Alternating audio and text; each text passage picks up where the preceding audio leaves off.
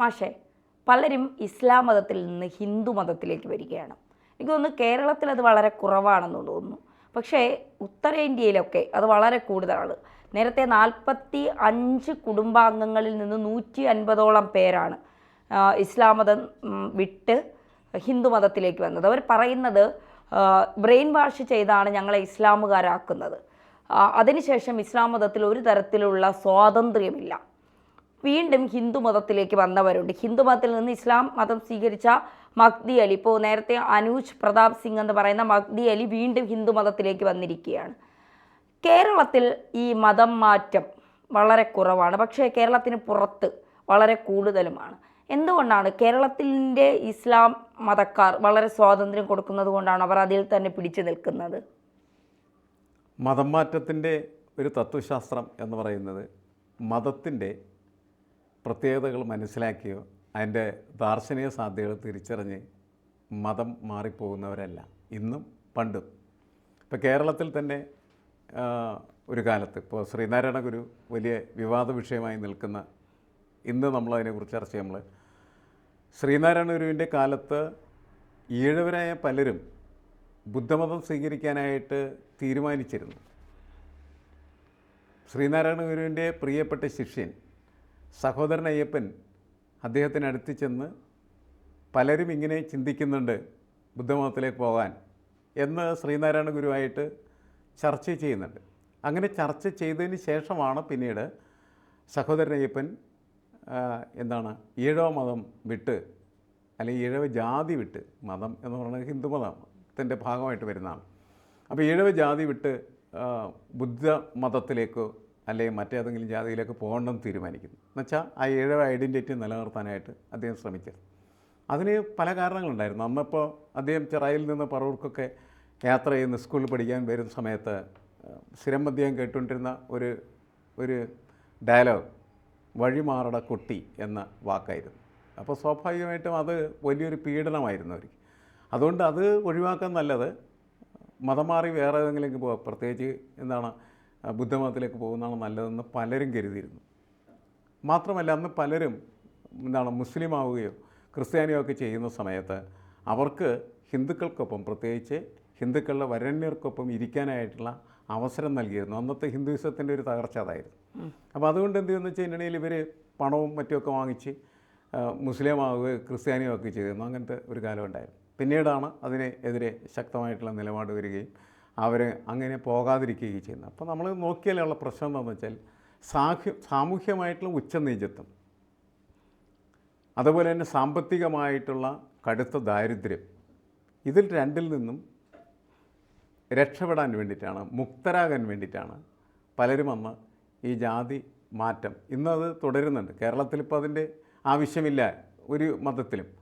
പിന്നെ ഇവിടെ ആകെയുള്ള മാറ്റം എന്ന് പറയുന്നത് ഈ ആരെങ്കിലുമൊക്കെ പ്രേമിച്ച് അങ്ങോട്ടും ഇങ്ങോട്ടുമൊക്കെ മാറിപ്പോകുന്നു എന്നല്ലാണ്ട്, അതെ, അത് ലവ് ജിഹാദ് എന്ന് പറയുന്ന പേരും ഒക്കെ വന്നു വീണിരിക്കുന്നു. അതല്ലാണ്ട് ഇവിടെ, കാരണം അതാത് മതത്തിന് അതിൻ്റേതായിട്ടുള്ള ഐഡൻറ്റിറ്റി കീപ്പപ്പ് ചെയ്യാൻ പറ്റുന്ന തരത്തിലുള്ള സാമ്പത്തിക ചുറ്റുപാടുണ്ട്.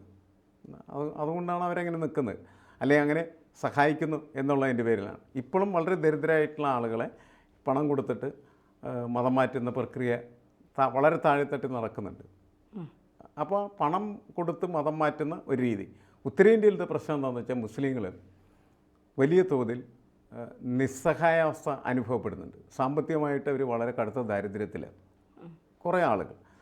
അതുപോലെ തന്നെ അവർക്ക് പലപ്പോഴും ഭരണകൂടത്തിൻ്റെയും അതേപോലെ തന്നെ മറ്റ് സമുദായാംഗങ്ങളുടെയും ഇടയിൽ നിന്ന് കടുത്ത പീഡനങ്ങൾ ഏൽക്കേണ്ടതായിട്ട് വരികയും ചെയ്യുന്നു.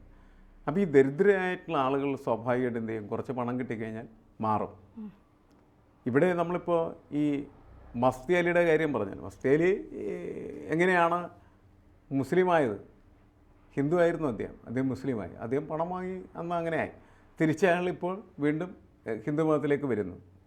ഇപ്പോൾ നമ്മൾ ഗർഭാപ്സി എന്ന് പറഞ്ഞ് നേരത്തെ ഉള്ളൊരു പ്രയോഗമുണ്ട്, തറവാട്ടിലേക്കുള്ള തിരിച്ചു വരും. അങ്ങനെ തിരിച്ചു വരുന്നതിന് കാരണമായിട്ട് അദ്ദേഹം പറയുന്നത് ഇസ്ലാം മതത്തിൽ യാതൊരുവിധമായിട്ടുള്ള സ്വാതന്ത്ര്യമില്ല എന്നുള്ളതാണ്. ഹിന്ദുമതവും ഇസ്ലാം മതവും താരതമ്യം ചെയ്യുന്ന സമയത്ത് സാധാരണ രീതിയിൽ നമ്മൾ മനസ്സിലാക്കുന്ന ഒരു കാര്യം എന്ന് വെച്ചാൽ അതൊരു സെമറ്റിക് മതത്തിൻ്റെ ഭാഗം എന്ന നിലയ്ക്ക് വളരെ തീവ്രമായിട്ടുള്ള നിലപാടുകളാണ് അവർ സ്വീകരിക്കാറ്. ഹിന്ദു മതത്തിന് ഒരു അയഞ്ഞ സമീപനമുണ്ട് ശരിക്കും.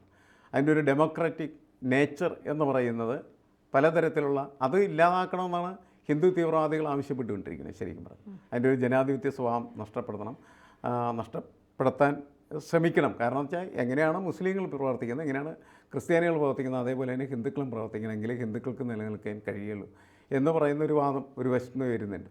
പക്ഷെ ഞാൻ പൊതുവെ മനസ്സിലാക്കുന്നതെന്ന് വെച്ചാൽ ഈ മതം മാറ്റം എന്ന് പറയുന്നത് മിക്കവാറും തന്നെ അവരുടെ ദാരിദ്ര്യവും അവരുടെ സാമൂഹ്യ പീഡനവും ഒക്കെ കൊണ്ട് സംഭവിക്കുന്നതാണ്, അങ്ങോട്ടും ഇങ്ങോട്ടൊക്കെ മാറുന്നതിൻ്റെ കാരണമായി തീരുന്നത്.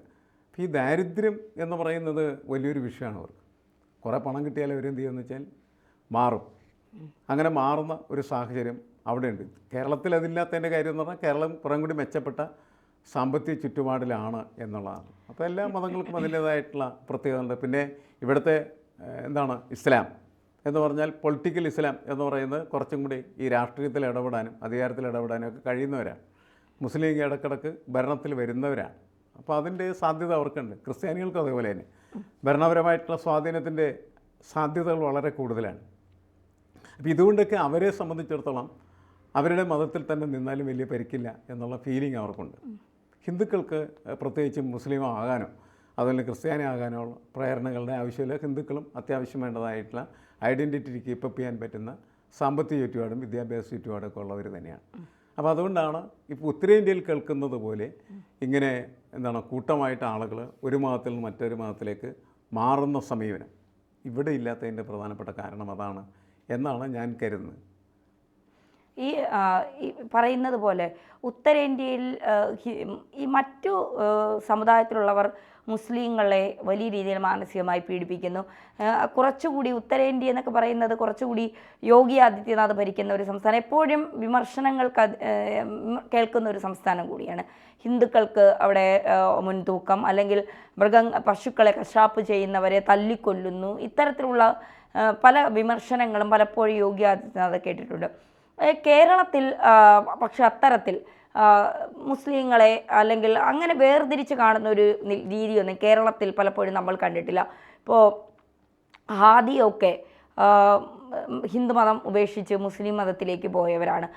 തിരിച്ച് പോയവർ തിരിച്ചു വന്നിട്ടുണ്ട് പലരും. പിന്നെ ആർഷഭാരത വിദ്യാപീഠത്തിലൊക്കെ പലരും താമസിക്കുന്നത് മുസ്ലിം മതം, പല സുഹൃത്തുക്കളും ബ്രെയിൻ വാഷ് ചെയ്ത് മുസ്ലിം മതത്തിലേക്ക് പോയിട്ട് പിന്നീട് അതിൻ്റെ ചില കാര്യങ്ങൾ തിരിച്ചറിഞ്ഞുകൊണ്ട് ഹിന്ദു മതത്തിലേക്ക് വന്നവരാണ്. അപ്പോൾ ഈ പണത്തിന് വേണ്ടിയുള്ള മതം മാറ്റം അത് എത്ര നാൾ നീണ്ടു നിൽക്കുമെന്ന് തോന്നുന്നു? അല്ല, സമൂഹം ശരിയായിട്ടുള്ള രീതിയിൽ ജീവിക്കുന്നതിന് അവർക്ക് ആവശ്യമായിട്ടുള്ള ഒരു അതിജീവന സാധ്യതയ്ക്ക് ആവശ്യമായിട്ടുള്ള പണം, അതാണ് നമുക്ക് പറയാൻ പറ്റുള്ളൂ. അത് ലഭിച്ചു കഴിഞ്ഞാൽ പിന്നെ ഈ കാര്യത്തിൽ വലിയ ചിന്തകൾ ഉണ്ടാവില്ല എന്നാണ് നമ്മൾ കണക്കാക്കുന്നത്. അപ്പോഴും പക്ഷേ ഒന്നിൽ നിന്ന് മറ്റൊന്നിലേക്ക് മാറാനായിട്ടുള്ള പോസിബിലിറ്റീസ് ഉണ്ട്.